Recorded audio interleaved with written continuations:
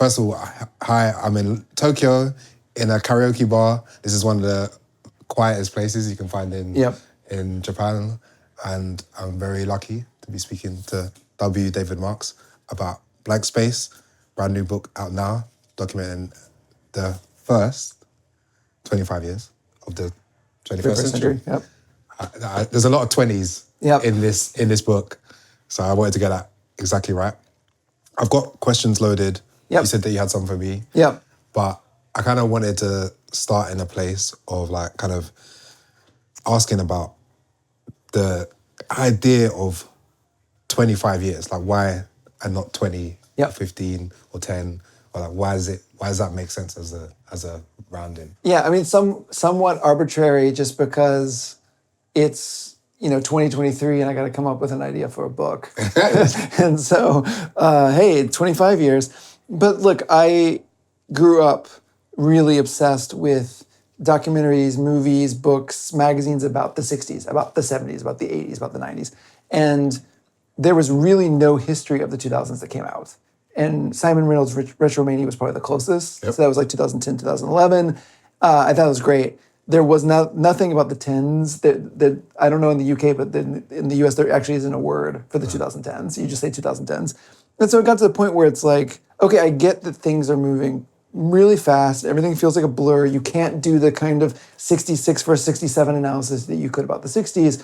I get that, but shouldn't we stop and at least figure out what has changed in those 25 years? And so because of the timing, it's like, okay, let's do a book of those 25 years and say, maybe there weren't decade-long breaks, but at least this 25-year period, you should be able to see something about what changed. Yeah. And I think you could make an argument that maybe there's 2 cycles or 3 cycles in the 25 years, but it's just an arbitrary number to stop and say, okay, this is the way things are going, and then to say, are we cool with the way things are going? You said the book like radicalized you, and the writing radicalized you, or like the research and all the things that come together. Like, can you expand on what you mean by that? I pitched the book as a really fun look at these 25 years. And in general, like I like pop culture history.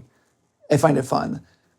When I was writing it, I knew there was bad stuff. I just thought the bad stuff was among better things. That, you had the Paris Hilton sex tape, but who cares?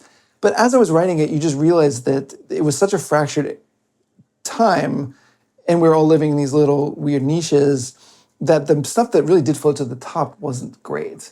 And that a lot of the trends that powered something like Kim Kardashian or Paris Hilton go on to power Trump, and Trump goes on to power this right-wing power grab or whatever. And so I think that just in starting to connect what was going on, the things I thought were disconnected, or that's pop culture and that's politics, but they're not the same, then you start realizing, it all is connected. And so I was radicalized in the sense that the pop culture trends that I thought were just bad for culture, I was like, they're bad for everyone and for everything and for politics and economics. And so it really just seemed like something sick in the entire pop culture at the heart of it.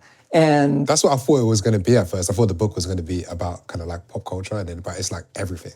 Yeah. Because pop culture is everything. Yeah. And so one of the arguments that's been made is like culture's dead. Yeah.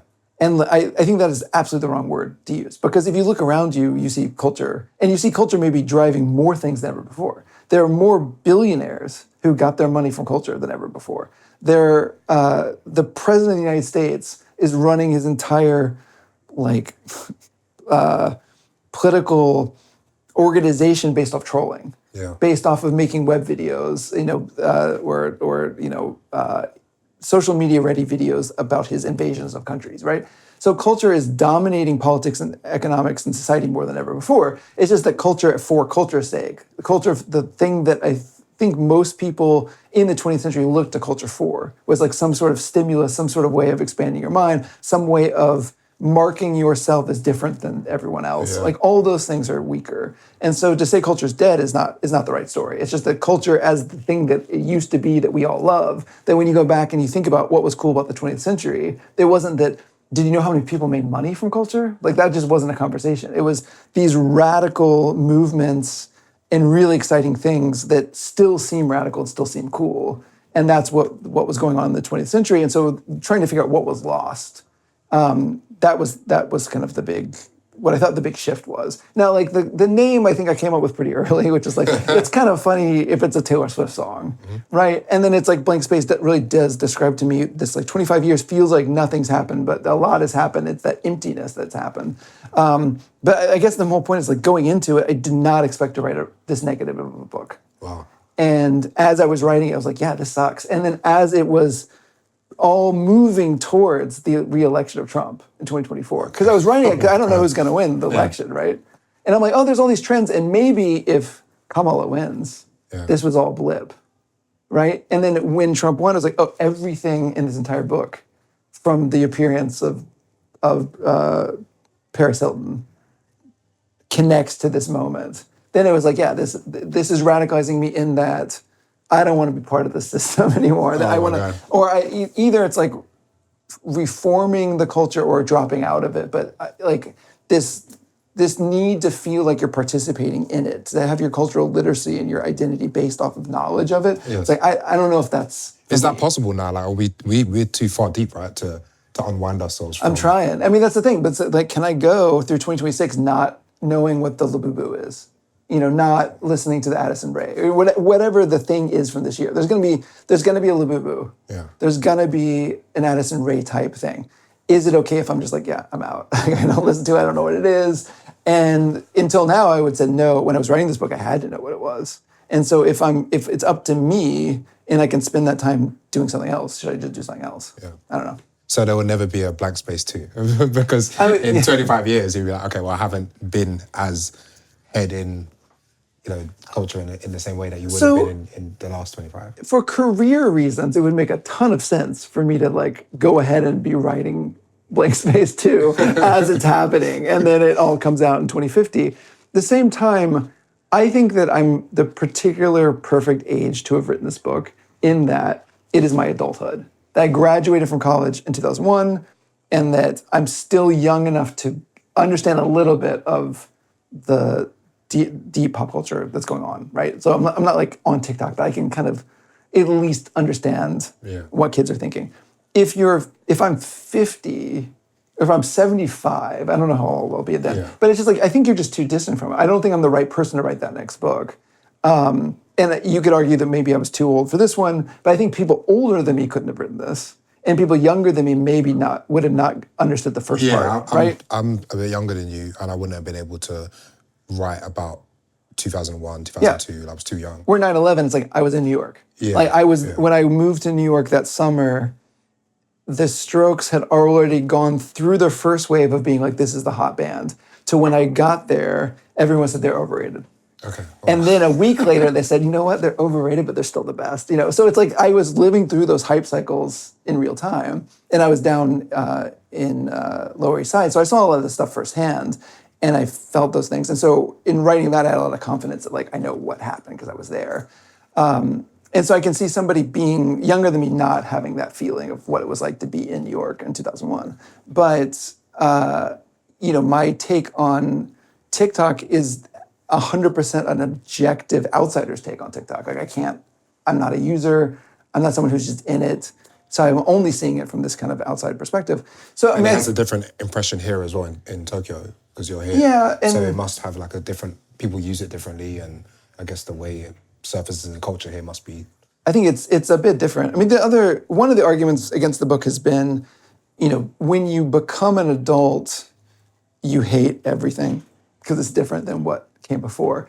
That being said, it's like there's a lot of stuff that happened in this 25 years I like. Yeah. Like there's a lot of new music that I like, and there's a lot of movies I liked. But I think there's a lot of objective measures just to say the things that happen have been either parasitic on 20th century or there's been fewer innovations. I think there has been innovations, just the rate of innovation seems lower, and I think there's objective ways to get us into that. Yeah, like I feel like the most innovation has happened on platform rather than in the actual art itself. So it'd be like, okay, the iPhone, Instagram, whatever, Uber, Spotify, right, is the change rather than the art. The art is actually kind of the same, or worse. And then if you're building for the platform really shapes the parameters of what you're creating. Like we've gone to like the 2.5 minute song because of the platform. Yeah.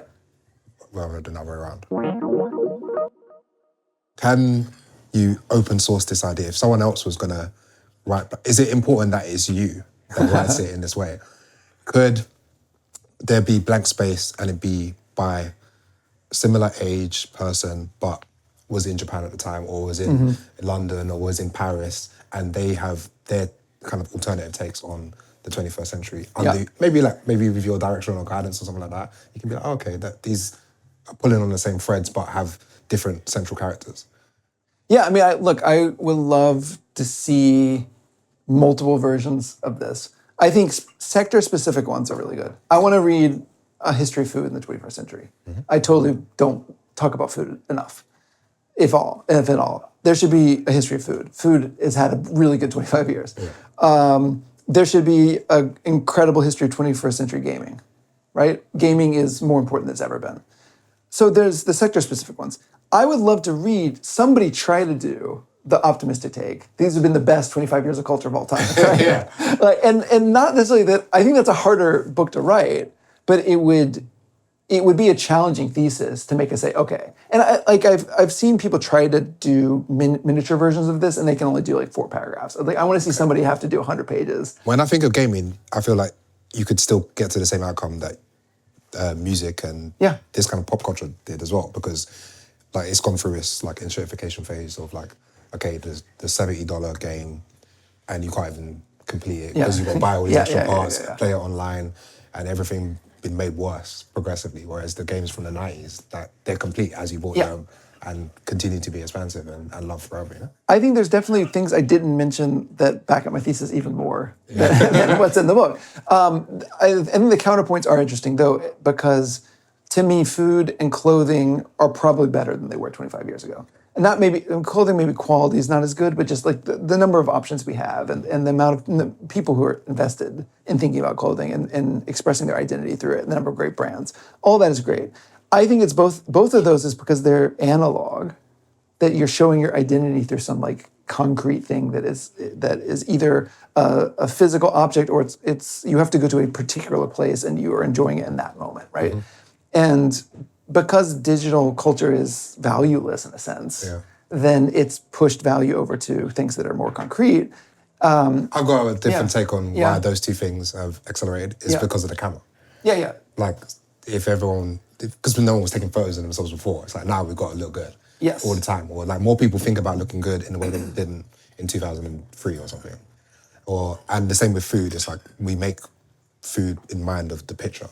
Yes. Not just for like... But the food also, if you think about a restaurant, in a world of infinite digital things, the restaurant's still finite. That only a certain number of people can get reservations, and the reservations are getting harder to get. And so then you use your camera to prove that you were there, right? Like it's definitely all interwoven, and the camera is causing it. But there's something about in a world where, hey, I listened to this song. Well, everybody could listen to that song. Yeah. And I think people who are younger don't understand how much 30 years ago, even having access to a record was like, wow. I just ran into my friend over Christmas, and I remembered I had seen the band Teenage Fan Club on Saturday Night Live, and I didn't know how to get the album. And at this point, like, you didn't really buy CDs. You just got CDs from friends and you dubbed them on tapes, right? And so I went to my friend and said, does your older brother, because he had a bunch of CDs, does he have the Teenage Fan Club CD? And he's like, sure, you can ask. So I went over there and said, can I borrow the Teenage Fan Club CD? And he's like, oh, yeah. Oh, if you are into this, I didn't know you had good taste in music. You'd really like Dinosaur Jr. So he gave me Dinosaur Jr. So then I've got Dinosaur Jr. and I dub it, and I go back to school, and I'm in class, in the small French class. There's like 6 of us, and there's a girl who's a year older. And for some reason, I'm talking about Dinosaur Jr. She's like, you've got the Dinosaur Jr. album? Could you dub me a copy? And suddenly it's like, I'm feeling like, I've got cachet now, like that I have access to this. But that was what it was like. You just couldn't get access to things. So, today, obviously, like films and music, all these things are just infinite. You don't get any credit for listening to it. And so you've got to shift to somewhere where you get credit. And so I think food and music, and then the fact that you could show them off. Yeah, and music is just always playing everywhere now as well, in a way that it wasn't. Like when I remember first going out, even like restaurants, coffee shops, all this kind of stuff, you want to just have music like every bit of like your experience here, especially here in Tokyo. Yeah. It's like there's a sound constantly. Yes. So maybe like listening as an activity doesn't seem like it doesn't seem as sensible as an activity for people. Yeah. They're like, oh, why would you just listen to music? You can listen to music and play games and scroll your phone and do this and then. I mean, I think one of the things I'm really interested in general is just we really want to believe that the value we get out of any culture is 100% because of the intrinsic quality of that thing. That like we listen to a song, we like it because that song is a great song. Yeah. And that everything else is it doesn't matter and we don't care. And so it just used to be music was more valuable because music was rarer. True. And if you put everything online, it's all streamable for the tiny amount of money, it's just going to devalue it. Like, and our brains are going to interpret that as it is not as good as it used to be. And so a lot of those factors are just, compounding. And it's shifting value around. I mean, and that's what happens, and the culture goes through that. And it's not necessarily like the end of anything. It's just that there's like something really, really intense about how much it's changed so quickly without us having a discussion about what's going on. Do you have a way of personally fighting back against that? Like, do you have your kind of own system of being like, right, this is the way I'm going to engage with culture, with the internet, with music, with all of these things, rather than being like I don't know, like me, I feel like I'm just beating over the head with things, and I'm more like in defensive mode. Yeah, I mean, I think it's a combination. I mean, one of the things I wanted to do was actually listen to the record everyone was talking about. So this is the opposite in a sense. That for a long time I'd be like, well, if everyone's talking about Geese, I'm not listening to Geese. And this year I was like, you know what? I'm gonna actually listen to it in real time. And I enjoyed that in half the time in the case of Geese. In the case of Dijon, it's like, oh, I like this. This is great. I can now know what people are talking about. In the case of Addison Rae, I was like, oh, I don't like this, and now I know why I don't like it. It's not just something. At the same time, if you look at my things I'm listening to, I also decided 3 or 4 years ago that I wanted to make music again. And I wanted to make a genre of music that I had in my head called Nano House, which was to be micro house, but even smaller. And I wanted to make the world's smallest house music. And so I started this journey of trying to listen back to things that were close to it, like a lot of glitch pop and glitch house. So like Farbin and there's a bunch of albums from the early 2000s. And so there's another thing of just I'm on this personal mission to find sounds that are like the sounds I'm trying to achieve. And it's actually really hard to make music that's small because as you compress it, it just gets bigger. Yeah. And so I've been trying to figure out techniques of how to technically do this thing I'm trying to do. And so I think for me, with reading or music listening or anything, I can get really into it if I have some kind of goal in mind. And so for reading too, it's I read for Status and Culture 500 books. And the reason I could read that many is because I'm trying to solve this problem and I need to know about how nostalgia works, so I'm going to read this. And I need to know about how tradition works, so I'm going to read this. I need to know how signaling works, so I'm going to read this. But the point is I was on this mission, so I knew the next thing I needed to read. And I think with listening too, if I was okay, I'm trying to solve how does this music work? I'm going to go listen to the 20 albums. And often if they're in a genre that's not well defined, there's no list that you here are the 10 albums. You have to kind of find clues and you listen to something and maybe these algorithms are actually pretty good at saying did you hear this one? And you go listen to it.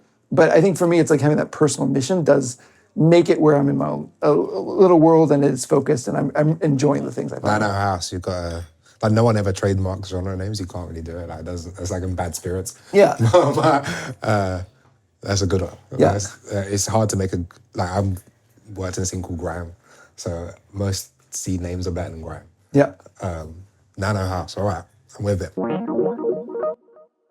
The way you approach this book and maybe your lens is through Simon Reynolds and Mark Fisher. Mm-hmm. And they maybe influence the writing or maybe the thinking behind a lot of it. Am I right or wrong? Yeah. I mean, Simon Reynolds most definitely when was this? Probably summer of 98 or 9, I had found Energy Flash, which in America is called Generation Ecstasy.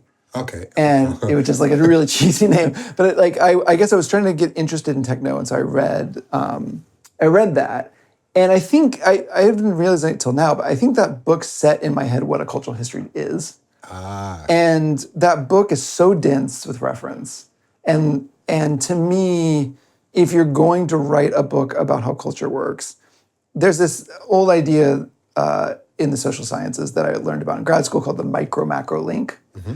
And what it is like there's macroeconomics, there's microeconomics, but you need to link the two to make them make sense. And so if you're going to say like this is this grand change of culture, you need to show at a granular level how the artists themselves, what their incentives were, motives were to do the thing that added up to the big change. So I think with Simon's work, he always is really specific. Like these artists were doing this, and they were doing it in reaction to this, and they were competing with these people, and you get a sense of that movement. And then you're like, and then that is post-punk, or that is techno, or whatever it is. The funny thing about reading that book at that time is that I didn't have access to any of the music. Right? So you read it, and you're like, that seems cool. And then it's like Futures, whatever. And you're like, that's 303 seems like a cool instrument. I wonder what it sounds like, And so if you were to listen to it now, you could probably there's probably a playlist. It's just like every song mentioned in Energy Flash, and you could read it. But so I think I had followed his work, and then I think Retromania really led to a lot of the ideas I had in Status and Culture, which is I think he had gotten the symptoms right about like here's the problem, and I thought he was just missing this tiny bit. Or the way of thinking about it, which is why is the past more valuable than the future, which was not true for a long time. And so I think that is what made me think about Status and Culture, which is there must be a cultural value, and there must be something that's not generating that value for us, and yet we still have as an option older things, and that value is still there. And so thinking about that value question, I think came out of that. Mark Fisher is someone I didn't read at all. I knew vaguely that he and Simon Reynolds were both thinking about poptimism back in the day. And I generally agreed with them, but then I wasn't kind of involved with that debate. And then I reread Capitalist Realism because I think he's just summarized what is going on. I mean, it's pretty simple ideas, but he just gives it really nice language. And so I quote him throughout the book, but there's this tension I feel often when I try to read as many people as possible, and I try to give credit to people as much as possible. Sometimes I don't get around to reading things, and then I read it later and say, oh, wow, we came to the same conclusions. And it's kind of nice also to independently come to the same conclusions as somebody, because you're like, okay, we don't know about each other, and we're reading different sources, and yet the same ideas, that there must be something drawing it there. And so, I think I wouldn't say that Mark Fisher influenced it. It's just that by the time I was thinking about writing this, I knew I had to go back and read him. And then I was like, oh, he's got a lot of the points summarized really well. Because I feel like Simon Reynolds has like, through his work, how do I say this in the most positive way? Like the stories he's told around music have like shaped so much cultural writing that there are all these other stories that could have been told, but because his lens has like influenced, like it's been so awesome that people are like, oh, we can work with that as the starting point for so much work.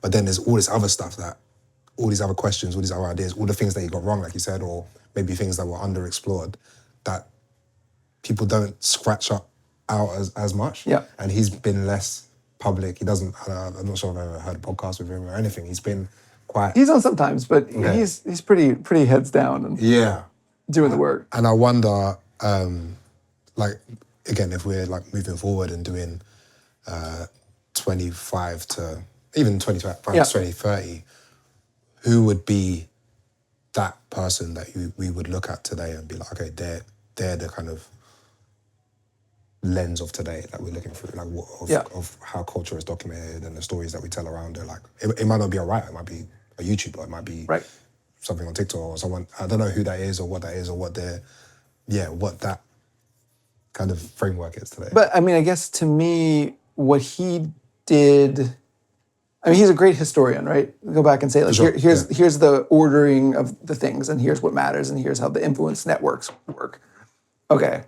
He also is somebody that I can go to and say, if he likes something, I should probably check it out. Okay. So if I go to his blog, he'll be like, here's like 5 albums, old archival albums you should listen to. And I'll be like, oh, I wouldn't know about it, and it's interesting. And to me, it's like the number one thing that critics did for me is just point me to things and say, you should listen to this.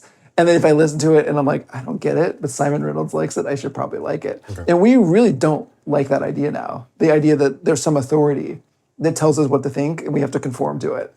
But that process of having to understand something you don't immediately understand based off of, it doesn't matter what kind of pressure it is. It could be self-pressure, it could be pressure to be cool. There used to be the pressure of going to the record store and being like, I want this Weezer CD, and them looking at you like, fucking loser.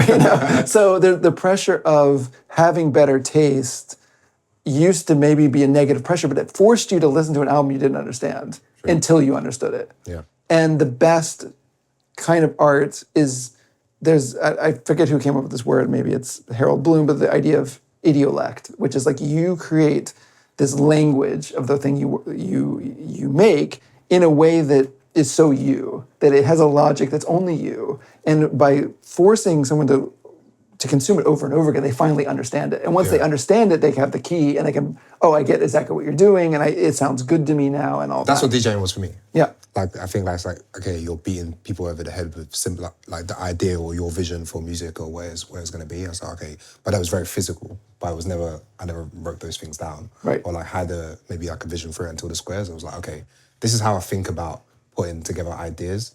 And the first version you got of that is like in DJing or compiling music and trying to bring an original point of view to like Black British music or grime or like a certain point of view from East London at a very limited period of time that I'm doing over and over again. You know what I mean? Yeah.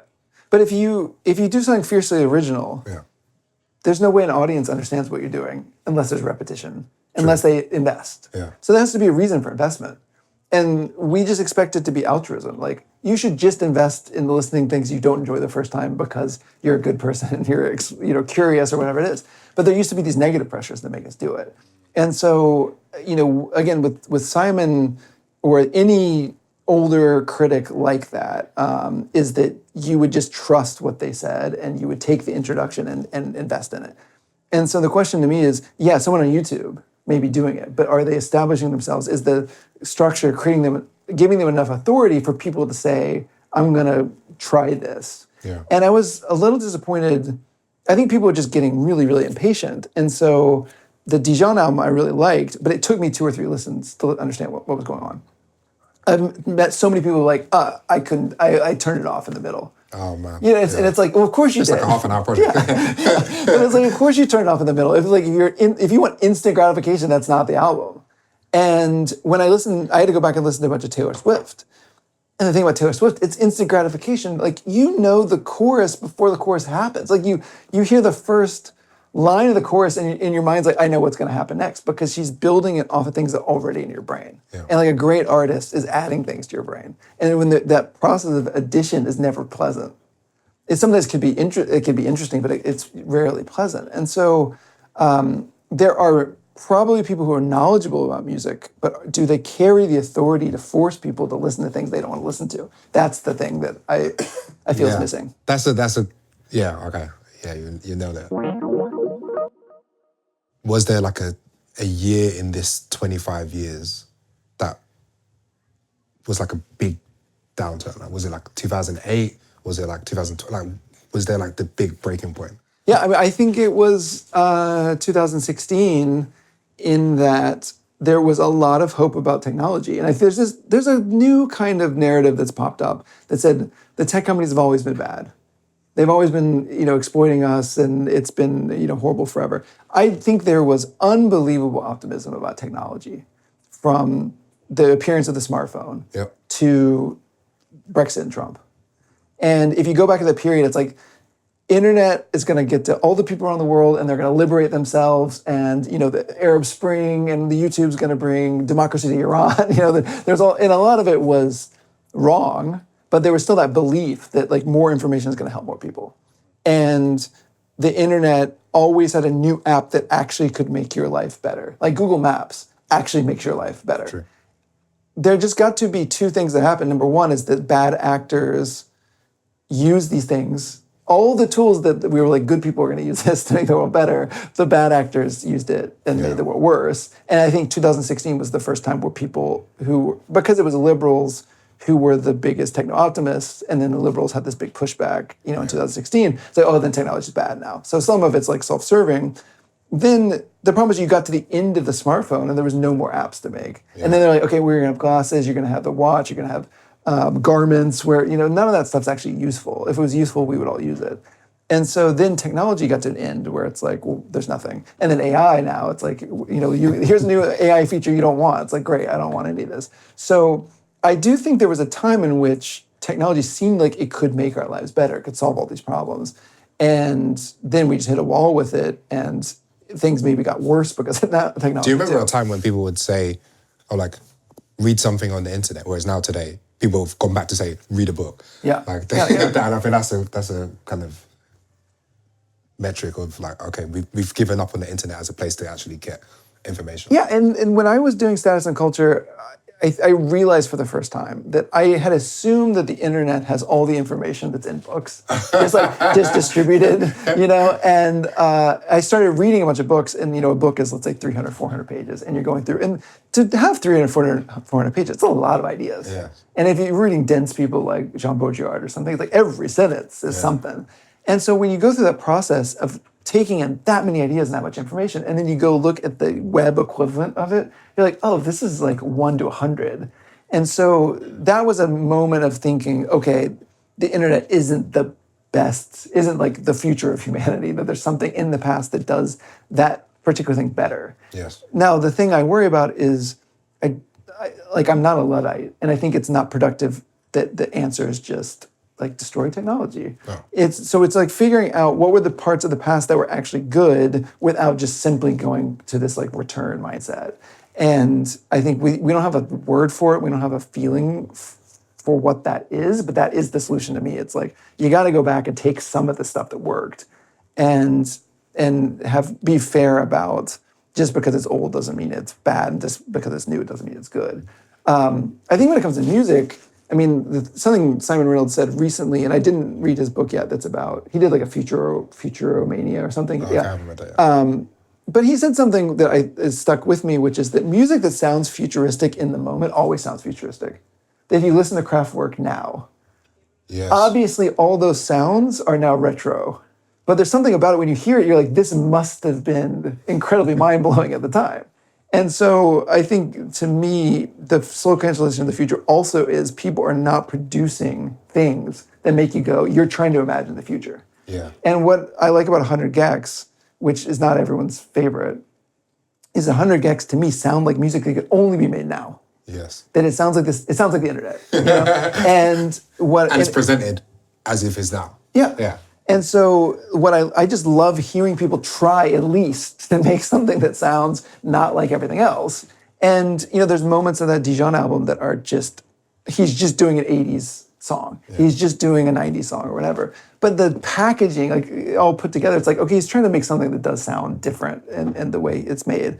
And I think that is underrated, that people are just not trying to make things sound new. And I think maybe even Brat, the reason it was so big is because it was an album of trying to sound of the moment, rather than just being a bunch of retro. True.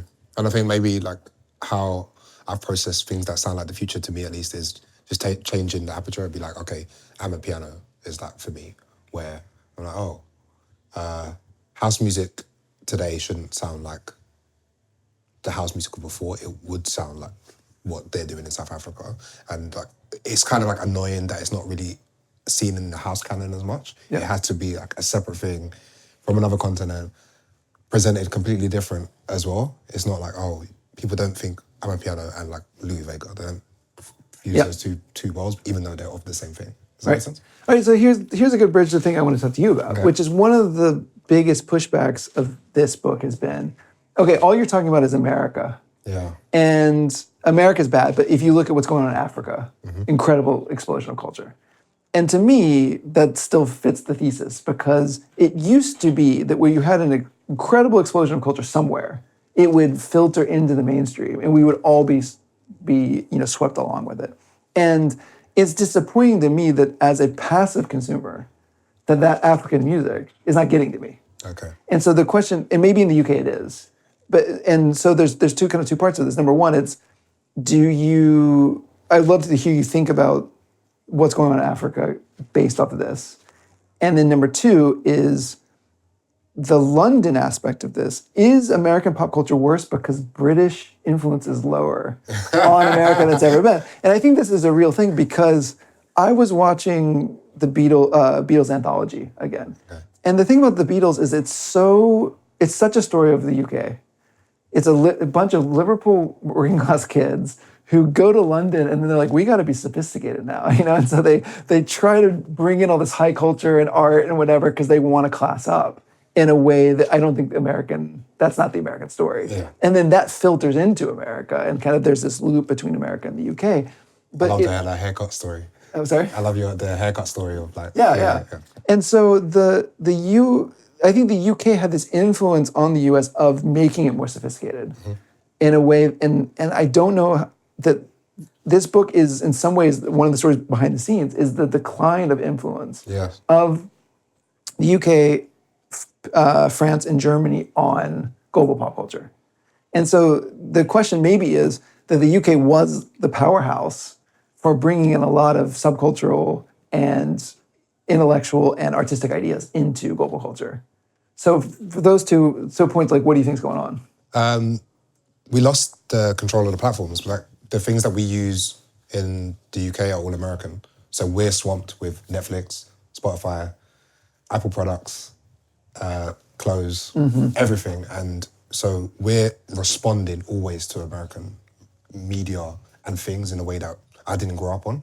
So I grew up on like the BBC, pirate radio, British television, football, and today, like if you're in London in a weekend or in a week or even in the summer, you're still getting 50 Cent, Beyonce, Chris Brown, Usher, all these things that from 25 years ago, some of those artists. And I'm like, why is that happening? Where are our new talent? Where's all the things that have happened in the last decade? And it's just because I think the platforms have just swamped us. And the young people now don't know any different. So they also haven't... If I said to them, if you went out today and just heard like a whole night of UK music, they'd be like, what music? Like how would you play a whole night of like UK music? Like, and they'd just be so confused. And I mean like genre specific as well. Like when I was growing up, you could go to like jungle and it would be just jungle for 5 hours. Right. No problem. But today people are like, we need something else to like add layers to things. I'm like, yeah, that's because we're swamped with American everything. And I never, again, in the progression of this thing, I never thought that would happen. I never thought like we would have just lost that influence. And now our artists make stuff that sounds like it could be from anywhere. Right. So someone from, previously, I could identify someone from East London to someone from West London. Now I couldn't tell if someone from West London is from like Atlanta or Atlanta's from New York or New York is from Liverpool. It's bizarre. So like this week, Timothy Chalamet has a song with a Liverpool rapper. And it's like, when I tell people he's from Liverpool, they're like, what? I thought he was American. And I'm like, okay, we've lost something somewhere. And you're right. One of the good things that we still have is people from all around the world still come to London. Yeah. And it is a central point of like, especially for black music, the diaspora. So you do have all the pop artists from West Africa come in. And it's huge, like Afro beats in a way that it wasn't when I was growing up. Right. The diaspora black music when I was growing up was dancehall and reggae, Jamaica. Right. And that influence is nearly zero now. And that feels like heartbreaking. I'm Jamaican kid. Right. So I'm like, we like lost. Like I've seen, I guess, our influence and number of people just get smaller and smaller and smaller. Yeah. And today, it's like, I guess the most popular black music in London or in the UK would be like Burna Boy and Wizkid and Nigerian pop, Thames and that kind of stuff.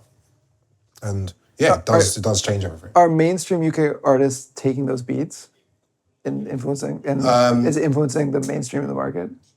Yes, but those artists do not reach the heights of the people visiting. So if Burna Boy comes, he's doing like the O2. Right. And the local artists, for the most part, are doing, like 1,000 cap or 4,000 cap at most for most and they'll have like one tune or a one album, one cycle. 2 years later, we're on to the next thing. Whereas like a lot of the bigger talent, foreign talent, people from other places are coming many years, more projects, more music, higher investment, bigger. I mean, it's getting not bigger, but it's just presented as better, and that's it's a change for sure. Because if you think about trap and drill have been pretty successful. I think trap in particular, like everything sounds like trap now, right? And trap, when it came out, was regional, but then instantly Drake and Kanye were doing trap or doing drill, right? And so is that why the American rappers, they're not looking to the UK? Are they looking to Africa to get beats? Well, is that process happening? I think I had this theory maybe nearly 10 years ago now, 2016, 2017, is that our number of young people on the internet is just so small that there is no cultural incentive for them to do that. Right. So they feel the difference. If you do a song in Nigeria with like 20 million young people, just all these people have like crazy amounts of followers. I see the same with my Brazilian friends. We released a record with these Brazilian artists, and they're not the biggest artists in the country, but the amount of energy on like the internet they have, like they're putting up freestyles and getting 1 million views, whereas the local MCs where I am, get 50,000 views, 100,000 views. And I'm like, oh, it's just like a demographic shift.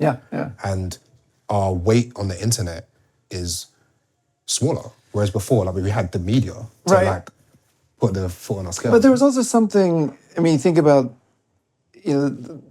the Beatles doing Indian influence. There was no demographic for that. They just thought it was cool. You know. So the other thing is, it used to be the artist trying to impress their friends or trying to get a foot, being more innovative. We just find where's the innovation. Okay, so if Afrobeat's the innovation, we're going to take Afrobeat. And so, what is it that's preventing? And this is kind of my point: is that no one is solving for artistic innovation. No. They're solving for attention. They're solving for money. And if someone takes one thing from this book, it's just simply, shouldn't we be solving for artistic innovation? Shouldn't we take creative invention as the ultimate good, like the point of doing any of this? Yes. And we should all strive towards that. And I really believe even if you fail and you go 10% in that direction, it's still better than 0. And so if everyone is solving to not look around the world and say, what's the most innovative thing? How can I take pieces of that to refresh what I'm doing? Then I think it goes stale and stagnant. And so that process, if somebody says something's really interesting going on around the world, so you're wrong because something's interesting happening, it's like, that's not my point at all. My point is the interesting thing is not getting to me. Yes. And it's not getting to, not even me, the mainstream. And so then you think about, when I grew up, Madonna she wasn't cool in the sense that if you were into cool music, you were not. Like, I love Madonna. But you think back on Vogue. And so this is a song, like, I was in Pensacola, Florida, not a big, like a small regional place. Everywhere you went that summer, they're playing Vogue. Vogue is a huge hit. Vogue is based on New York. The brat of his time. Yeah, but it was gay club culture. Right? This like deep New York underground gay club culture that she had surfaced and made the biggest hit of the summer based on. The people who are singing this or dancing to it don't even know what voguing is, right? We didn't have an explainer. Like, some people knew. But the point is, she was able to go deep into underground gay culture, find this thing, turn it into a major hit. And that kind of process, I just don't think is happening at the same level. And Madonna, Michael Jackson to a certain degree as well, but maybe lesser, but these were pop artists who were maximizing for audience, were maximizing for money. And especially in Madonna's case, still felt every single time like she had to figure out who the tastemaker was and collaborate with them. And I think Lady Gaga, I'm pretty mean to in the book, but it's just she put herself in this Madonna pattern. So if you compare the two, it's like she was just taking things that were already old by the time she got to them. And, Terry Richardson, Terry Richardson, but he'd been around for 10 years. He'd been, the things she's... Well, Kanye did it. Kanye did it. Like, he still synthesized, like... Kanye was the leader. The last 15 years, or let's say up until 2016 again, right? Where he has this run of like bringing the people to Hawaii, doing my Beautiful Dark Twisted Fantasy, and mashing all these ideas together, and he kind of had that process from up until he went crazy. Yeah. No, I mean, it's like, I've gotten some comments about the book, like, wow, you went there and talked about Kanye, and it's like, how could you not talk about, how could you write a book about the 21st century and not talk about him? Yeah. And his insanity is not a side story. It is the story of American culture. Yeah. In some ways, like, maybe I wasted this entire book not talking about Kanye. Kanye is. So John Caramanica at New York Times is writing this book about Kanye. And I don't know what the state of it is. And maybe it's like too much to write a whole book about Kanye. But he really is the guy who was pushing that kind of hybridization for so long and getting huge returns out of it. Taking this part of culture, this part of culture, mashing them together in a way they never could be separated again. Yep. Right? Doing it over and over with fashion and just beyond music. Yep. He makes an album that was considered the best album of the 21st century for a long time. And then he goes crazy and turns right-wing, but so did all of American culture. It all went crazy and all went right-wing. And so his insane need for attention, even when it's negative, is such a part of America. And his sore winner mentality, of just always having the chip on your shoulder. Yeah. That's what drove him to get where he was going, but also what drove him insane.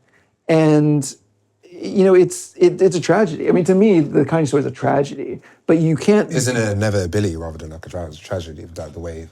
I think there's other people who are Kanye-like who didn't go the same path, so I don't think it's totally inevitable, but what I would say is to just say, well, he went so far off the deep end that his entire tenure's been disqualified. I mean, you can't tell the story. It's not, this book is not to give awards for, it's to say, like, what was the chain of causation that got us where we are? And you can't take Kanye out of that. But he really is, central. And he was one of the few people who I think really did care about moving the culture forward. That was in his mind when he did everything he did. Because I thought about some of the central characters that keep coming up in the book, who will still be being spoken about in 25 years' time, and it will be like Kanye West, Kim Kardashian, Donald Trump. Yeah. No one will know who Terry Richardson is in the future. Unlikely anyone know who Paris Hilton is. Yeah. Unlikely, Taylor Swift, fine.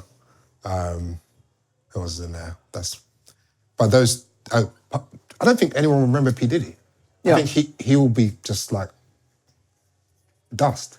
I mean, and for someone who in college, for example, he was at his height. Yeah. And I just always thought, this guy's terrible. The music's not even good. Yeah, that's the thing, because the music's bad. Yeah. He's a scumbag who ripped everyone off. Yeah. And it's like, oh, that's like a story of so much of the music industry anyway. It's like people were remembering, I don't know, random guys in the 80s ripping off all the actual talented people. They don't get remembered. No. And just as he came up in the book, I was thinking, no, he's not going to be as important as it's been made out today. Obviously, he's in the moment because of what's happened. But I don't think even in 10 years, people will understand what he was. I think Taylor Swift will be really difficult for people to understand in the future. There's just, if you just go back and look at history, there's always really popular artists who just kind of fade out because they don't mark some sort of cultural change. Mm-hmm. And so we over-index towards the people like Kraftwerk. Yeah. Kraftwerk were not that popular. But Kraftwerk will forever be in every cultural history because you have to explain where electronic music came from. Yeah. And they were one of the pioneering groups. And so if you're not pioneering anything, which she never has, and you're just a cultural phenomenon of pure numbers, the Cosby Show was really big too. Like, we're not going to talk about it forever. Sure. So I think she has not. That's kind of my disappointment with her. It's not that she can obviously make music people like, and she has creative facilities, but she never wanted to be at the forward of everything. She always wanted to be 2 steps behind and make sure that the sound she was doing was something that everyone would like. Mm. And that's just a recipe towards being forgotten in the future. That's not how history's written. Yeah, you kind of say this about people celebrating art for being successful. Like in the book, he kind of made it, I can't remember the way you describe it, but it's something that is quite new. People being like, oh, it's actually popular. Well done. You've made something that people like. And that being a marker of success, man, that didn't exist when I was younger. I mean, that's new, but also I don't think that lasts in the sense of that's not how our brains process. Okay, we're going to go back in time and we're going to figure out how this thing happens. Yeah. We don't care that something was popular if it didn't move the format forward. Yeah. And so, like if you look at the top books in 1925 or whatever, Great Gatsby's not on that list of most popular 10 novels. You will not have heard of those 10 novels. Yeah. The Great Gatsby is the book that you read, from 1925. And so I think that principle, it's not because of elitism. It's just because history is constructed through change. So if you're not bringing change, you're going to be washed out of the history. Let's finish up with the 5 steps, because this is a beauty, man. 5 steps to fix everything. Fix everything from your bedroom. Rebuilding and enforcing social norms. Do you want to expand on that briefly? Yeah, I mean, I think the social norm that matters is just that social norms are a way for a group to, for free, encourage certain behavior and punish certain behavior. So the number one thing is to say, if you're doing anything creative, and you're in a community, is to have a goal, to be like, we want to make something that sounds like nothing else. We want to have something that makes us dance, whatever it is. But you have some kind of goal.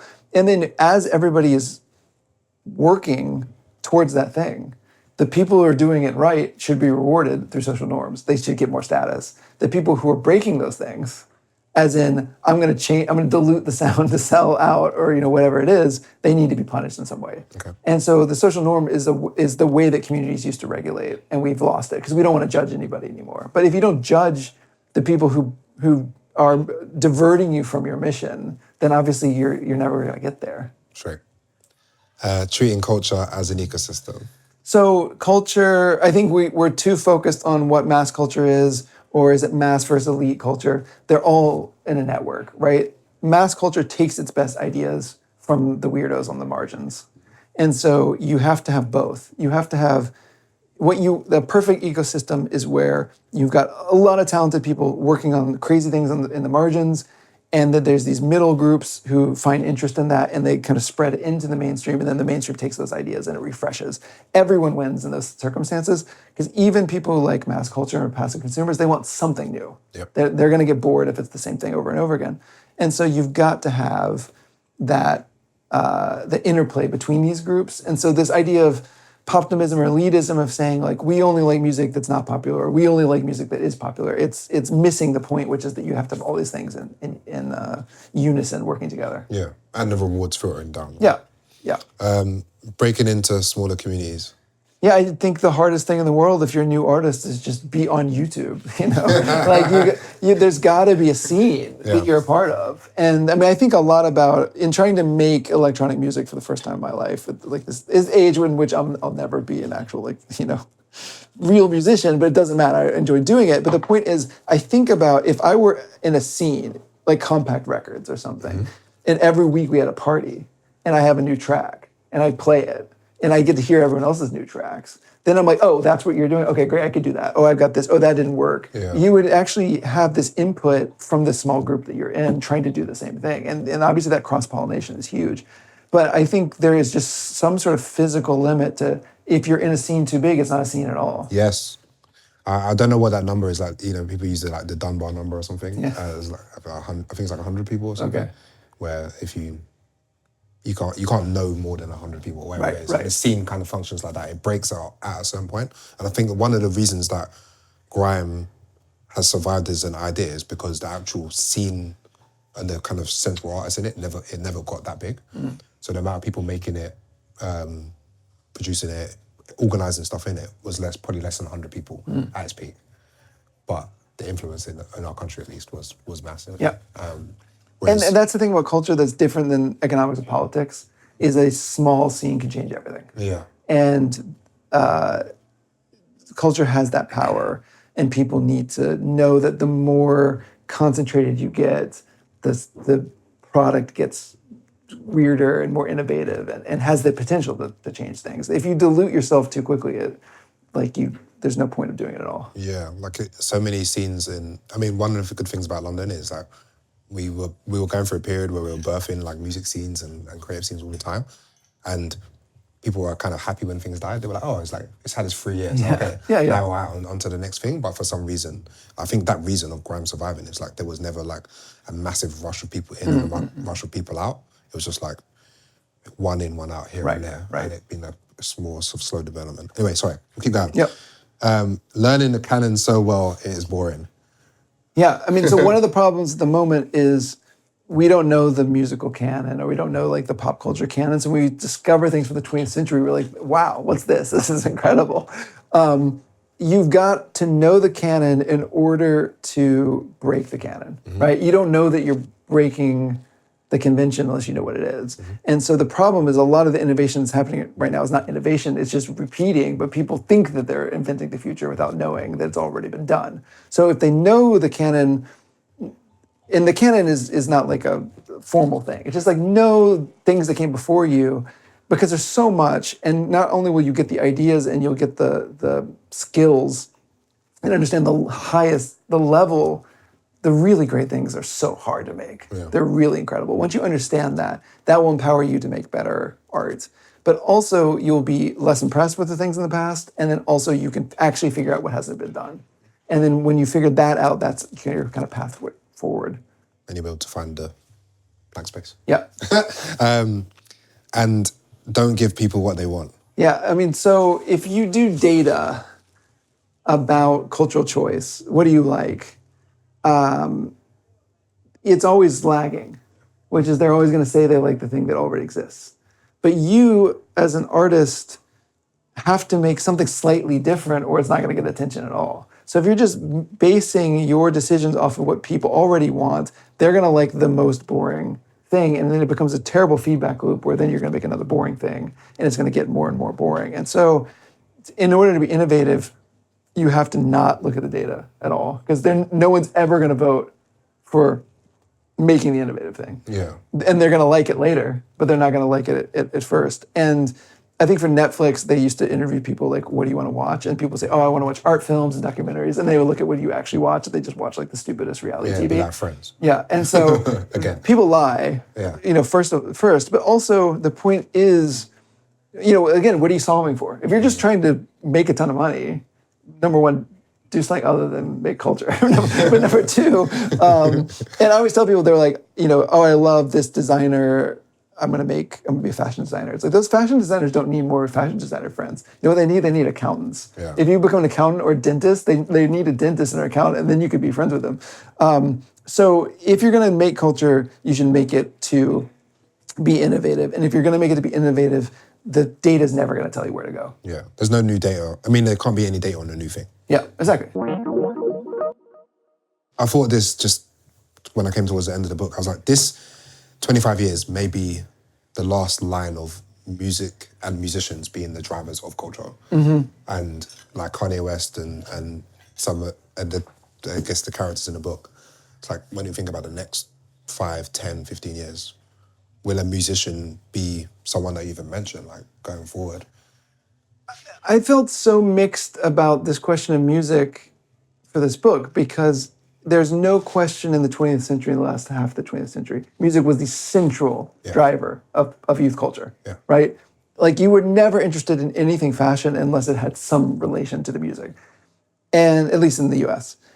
And in the 21st century, music just matters less. And I don't know if you saw this Rolling Stones 500 top songs of the 21st century. The first one was Get Your Freak On, which is a great track. Number one. Wow. Okay. Which, by the way, is like March 2001, right? But if you go down this list, I listened to it in order, and like they're all pretty good songs. Yeah. But like the test would be, are any of these better than Earth, Wind, and Fire September? And the thing is, like, September wouldn't be on my top 25 best songs of the 20th century, but it's just a song that it comes on, everyone's like, I love this song, right? And so is there a song of this that is that caliber? And again, September's not the best song of the 20th century. So the music has, I think, not been as strong, and yet you look at who are the central figures. Kanye. Yep. Music. He gets to start in music. Yep. If you look at, I saw something today about Dua Lipa's book club, but where did she get her start? Or Pharrell at LV. Pharrell's not at LV unless Pharrell makes music. Mm-hmm. So all of these people had starts in music. Will Smith, another one. Yeah, sorry. I mean, you can go down the list, but there's just no way you can say that music had no influence. It's just the music itself. The music is the vehicle for celebrity, and then celebrity is the form. And so, from that perspective, music has been in a weird place. But I think what Paris Hilton proved is that you could be the celebrity first, and then you make the music second. And the fact that she's become a DJ is interesting, but I think that's a strange pathway. And you can certainly see, like a Jake Paul to me is more of what we're going to see, which is someone who has no artistic ambition whatsoever become a celebrity, and then they're going to do all these stunts, like be in a boxing match or whatever. Well, KSI is like the UK Jake Paul, and he started out making YouTube videos and then made music, like rapping and stuff, and boxing as well. Yeah. So like that arc has already begun, and Jake Paul or Mr. Beast or something might end up being a more culturally significant figure for reasons that we can't even think of right now, or hope to not happen. Yeah, I mean, Addison Rae was someone I had kind of a controversial take on. I mean, I didn't think it was even like controversial. It's like, this just seems very cynical to me. Mm-hmm. Which she's a TikTok dance star, has a talent agency, tries to have a career, makes a cosmetics line, then I'm gonna make an album. And she just gets kind of second-rate Charlie tracks, basically. And the degree to which people are like, oh my God, this is the best album of the year. And it's like, why does this exist? I mean, it exists from the most cynical place in the world. Maximizing shareholder value. Yeah, exactly. And so to me, it's like, I can't look at this arc and say, this person really wants to make music. It really feels like very soulless. And even if you paired her with great people who knew what to do with her, it's just like, it didn't work for me. But I think that it is interesting to see in that story, music still has a role, right? We're not in a place where music is dead. Music still is somewhere, it has lost its vitality, and yet people look to it as the legitimizer. Yeah. So you don't think that will change that much going forward? I mean, the question is that we need sounds to represent the now. They've always done that. Yeah. And so if you don't have a sound that sounds like 2027, then music is lost. And so that's the thing it's incumbent. And what's interesting about Geese, to me, which I really like, and I know they reference a lot of things that are old, but there's something that sounds particularly new and original about it. But the point is that I read so many think pieces like, oh, Geese, God, like there's this weird popularity for them. Please don't, let's not do this. People are like in the US, there's this weird resistance. Like, oh, I went to a Geese concert, it was a men's rights convention. This kind of like, there's something wrong with us getting back into indie rock. And so that was also interesting to see. Poptimism promised that all we wanted to do is raise pop music to the level of critique that we gave to rock and all these other genres. And then when a non-pop act shows up and has a big year, there's like this, are we really doing this? But the point is, if someone comes along, and this is like, my book talks to critics quite a bit, and people have also said, why do you pick on critics? Like, critics aren't having the best time, which I agree with, but I can talk to critics, and what I say to a critic is, you have the ability to take what is interesting and new and elevate it and give it more value and put it in front of more people and give us sounds that define our times. Yeah. And that's a pretty low bar. Yeah, like you don't have to write about the new Drake record. Like you're not adding no value to the world. But there's things that we don't know about that sound new that you can introduce us to. Yeah. And that is part of the role. And one of the things about Brat, when I was in LA in summer of 2024, when she's like, it's Brat summer. And like, I would go and meet girls, that sounds sketchy, but I would talk to women and they'd be like, yeah, it's Brat Summer. And they're really into it. And they're talking about the lore of the album and all this. It's like, that's incredible. Or I went to an event we were at, right? And they would play her tracks. And you got a sense that sound define that summer. Yeah. And that's such a low bar. But it's like, that is what you need music to do. And so as long as music can continue to do that, then I think it has a future. But if we're not in the process of marking time with music, I think that's it. It's a harder sell. Thank you for taking the time. Yeah. And we're in this karaoke bar, not doing any karaoke. We're stopping music ourselves.